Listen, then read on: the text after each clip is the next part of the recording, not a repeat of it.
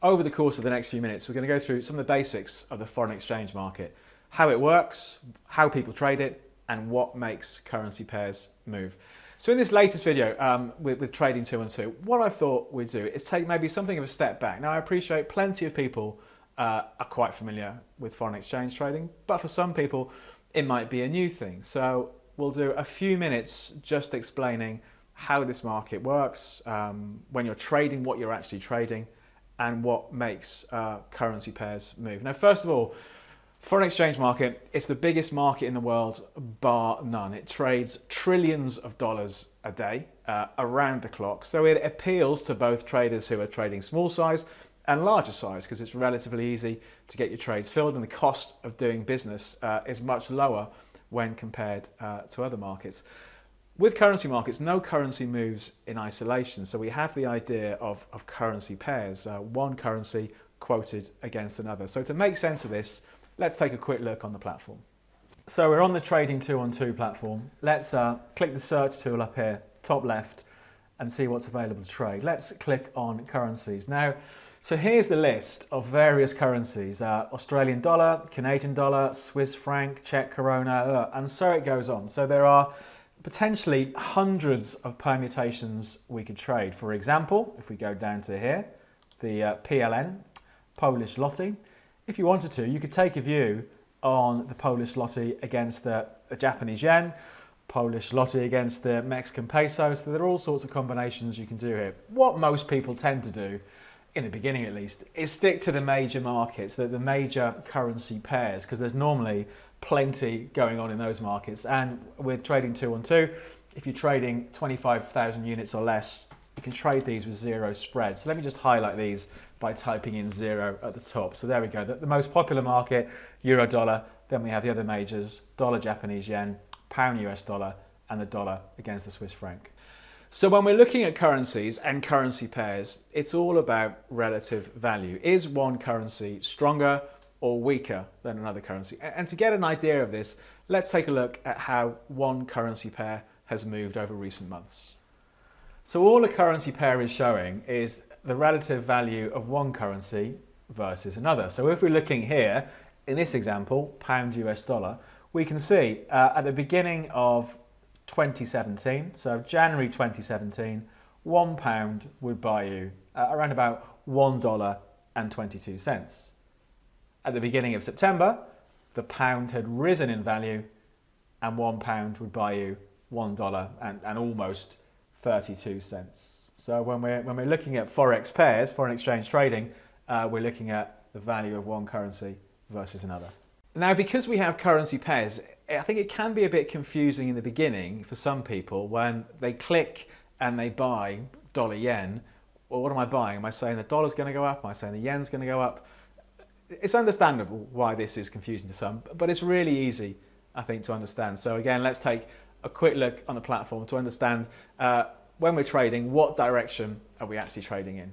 When it comes to directional trading, it's really easy. Like I said, it can be a bit confusing for people in the beginning, but the way to remember, if you buy pound US dollar, it's the first quoted currency in the currency pair that you're buying and selling, buying or selling.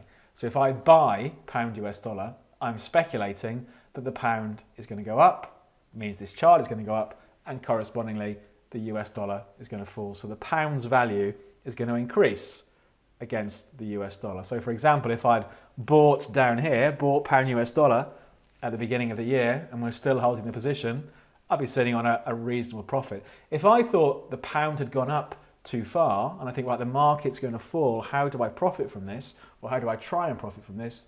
The way to do it, I would click on sell. I would sell pound against the US dollar. So I'm speculating the value of the pound is going to drop, and this chart is going to turn lower. Okay, so that's the rule of thumb. When you're buying or selling, it's the first quoted currency that you're buying or selling against the other one. So if we sold the dollar against the Japanese yen, we're speculating that dollar yen is going to fall, so the dollar is going to fall, and the yen is correspondingly going to rise.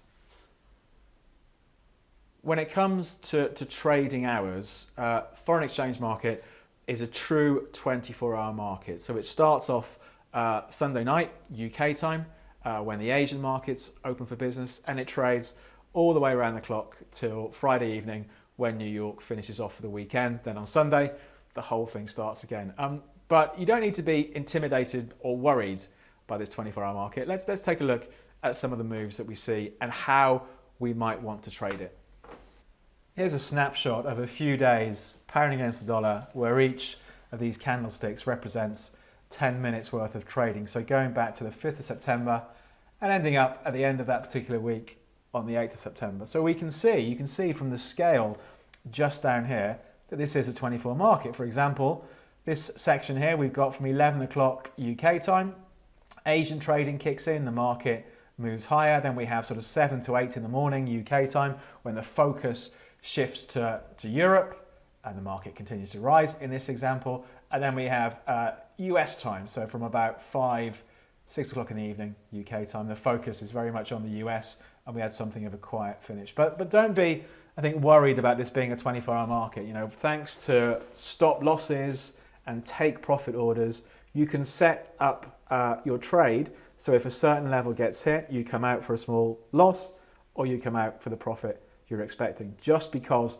it's a 24-hour market, you don't need to watch these markets around the clock, sitting there in your pajamas with matchsticks holding your eyes open. You know, you can use orders to manage the risk for you.